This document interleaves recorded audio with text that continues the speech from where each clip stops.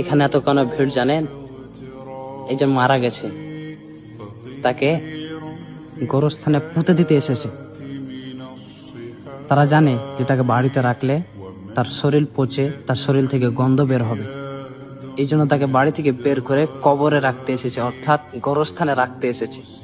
তা আপনি কি ভেবেছেন আপনি যখন মারা যাবেন আপনার লাশটাকে বাড়িতে রেখে সবাই সম্মান করবে? না, আপনাকেও ঠিক এইভাবে গোরস্থানে এনে সকলে পুঁতে দিয়ে চলে যাবে। কেউ কারো না, দুনিয়াতে কেউ কারোর জন্য না। সেম অবস্থা আপনারও হবে। আপনি শুধু মরে দেখেন, আপনাকে কে একদিনের মতো রাখবে না। যে বাড়িতে রাখি কেউ রাখবে না, সেই গোরস্থানে আপনাকে পুঁতে দিয়ে চলে যাবে। তারপর কেউ খোঁজ নিতেও আসবে না, আপনার জন্য কেউ খোঁজ নিতে আসবে না যে আপনি কেমন আছেন। কেউ বুঝতেও পারবে না যে আপনি কেমন আছেন।